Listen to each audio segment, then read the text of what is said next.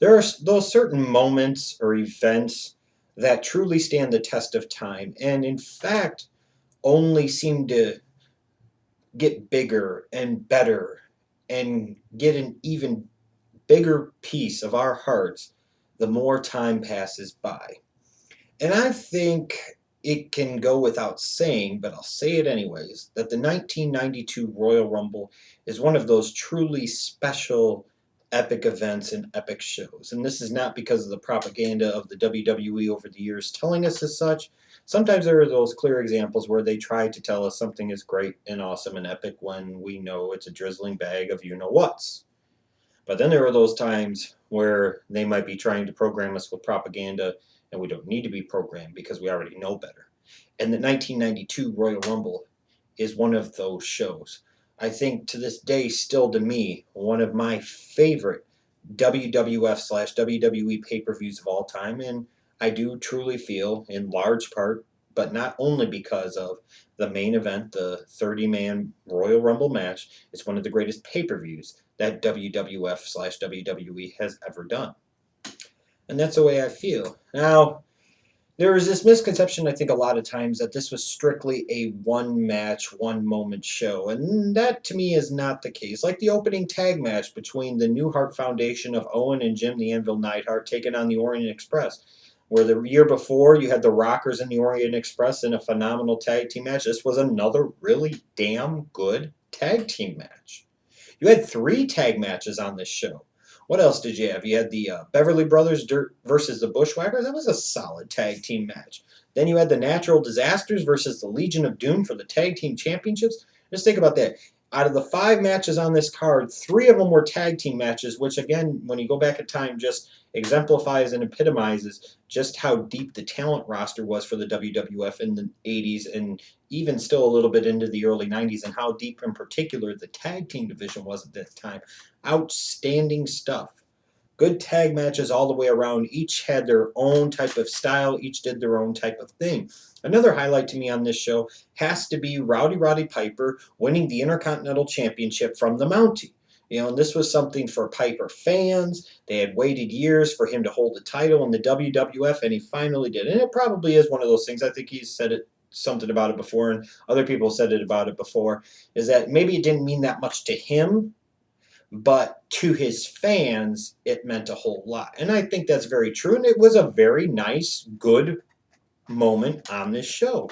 So the reason I talk about these other matches and don't just sit here and spend all the time talking about the 30-man Royal Rumble match that main evented the show is just strictly because of the fact that there was more to this show than just that. And I think sometimes those other things get swept under the rug for history's sake.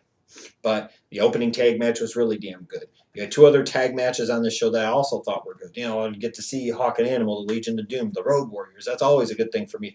Roddy Piper wins the Intercontinental Championship. Up to that point in time, already a good show. But then when you roll in the epicness and awesomeness of the Royal Rumble match on this 92 Rumble show, it just sends it over the top. And you know, you've heard like Ric Flair talk about it in the past that it was the greatest collection of individual talent. I feel like, frankly, that Flair says some of this stuff to only make himself feel better. You know, he's trying to put himself over, and there's nothing wrong with that. We all would try to do if we were in the same damn spot. But he really is kind of true here. And what makes this even more special, besides the great collection of talent that was featured in this match, which I'll talk about in a minute, was the fact that this was the one time where you had the Royal Rumble be for something entirely different. This was for the Undisputed World Championship, the WWF Championship. You know, and this is coming on the heels of Ric Flair saying that he's the real world champion, Hulk Hogan saying he's the real world champion. Eventually, with all the different stuff that was going on in the tail end of 91, beginning of 92, it leads to the belt being vacated and President Jack Tunney making this match. Hey, you know, I think about this in 92, and I'm like, in 2014, how epic and awesome of a Royal Rumble pay-per-view could we have had if the 30-man Royal Rumble match was for the WWE World Heavyweight Championship, the undisputed title. Winner takes everything. If all the belts were vacated and you threw it into a pot and you said the winner of this is the undisputed WWE World Heavyweight Champion, Imagine how awesome that would be in 2014 with some of the current talents. Then you bring back the people like the Batistas and the Brock Lesnars, and you bring back other people to make appearances. It'd be a truly awesome event. And that's kind of what you got here in 1992. The stakes were a little bit higher. They were just a little bit bigger, a little bit more important. And that definitely ratchets up the intensity and the emotional investment in this event. For the first 4 years, in effect, really, the Royal Rumble, you just won the Royal Rumble and there was no real consequence to it. It wasn't until the next year in 93 where the winner of the Rumble was guaranteed a world title shot at WrestleMania. So 92 here has its own special place in history. And you look at some of the talent in this match. And I'm just going off of my memory, and I'm going to forget people, and it'll be a crime and a shame. But you got the people like the British Bulldog, David Boy Smith, and you've got Ted DiBiase and Jake the Snake Roberts and Randy Macho Man Savage and Rowdy Piper, The Undertaker, Hulk Hogan, Sid Justice, Ric Flair, Rick Martel, Tito Santana, Shawn Michaels, and the list goes on and on. Who else was in this? Like Greg the Hammer Valentine, Nikolai Volkov, Sergeant Slaughter. Big stars. Most of them, all of them, drew money somewhere at some point in time. All were key big players at different points of times in their career.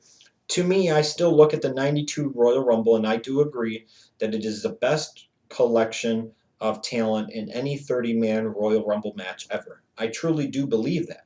And the whole concept here of this match, that it was for the undisputed world championship, was what really set it over the top. And another thing that really sent this event over the top to me was how you sat there and you had Gorilla Monsoon and Bobby the Brain Heenan doing commentary, and Bobby the Brain Heenan is sitting there and he's just cheerleading for Ric Flair the entire time from when he enters number 3 until you get to the end where Ric Flair does win, and it's like Bobby the Brain Heenan is marking out, yes, I told you so, yes, he did it. What a fucking awesome reaction. And you figure as long as Flair went in this Royal Rumble almost an hour to go from number 3 to win it, he set an endurance record in it. But it was really an attempt to get Ric Flair over with the WWF audience because he had just been coming in. He was coming over from WCW. So while some people in the WWF audience knew who he was and what he could do and what he represented, not everybody did. So this was an attempt and a opportunity to try and get him extremely over with the crowd. And they did the best job that they could, and this was the best way to do it, and ultimately it was the right booking decision, I feel, to have Ric Flair win this 30-man Royal Rumble. It really was. And it came off so well. God, this was awesome. Going back and watching it, this is the one Royal Rumble match that guaranteed every year I will go back and watch from beginning to end and not skip ahead, not start off halfway through, not do any of that bullshit. I will plug it in, watch it from beginning to end. I do it every year. Every year. And there's a reason for it, because to me, it's the greatest Royal Rumble match that has ever happened and probably ever will happen. Yeah, you still had even people I forgot, like the Texas Tornado, Kerry Von Erich. He was a huge star back in WCW, and he was an IC champion in the WWF. Just all of these great talents that were in this freaking Royal Rumble match, duking it out to become the undisputed world champion. Awesome. One funny thing I always think about is how when Sid eliminated Hogan, the crowd popped. They said, the WWF said, oh, no, in later editions, we're going to edit that out. And Gorilla Monsoon's not going to talk about it being fair. We're going to dub him over and talk about how that was dirty and a cheap shot. And Hogan's reaction when Sid, in a 30-man over the top rope, every man for himself, battle royal, where you'd want to become the undisputed champion, to see Hogan's childish actions. Basically, he acted like a whiny, pissy bitch heel. He really did, if you think about it. Go back and watch it. He's stunned that Sid eliminated him. He's upset that Sid eliminated him. Well, you could be upset about it, but you can't blame the guy, because ultimately, if it came down to you two, one of you was going to have to eliminate the other. This, to me, was not so much about trying to set up WrestleMania here, because this in itself was its own special event.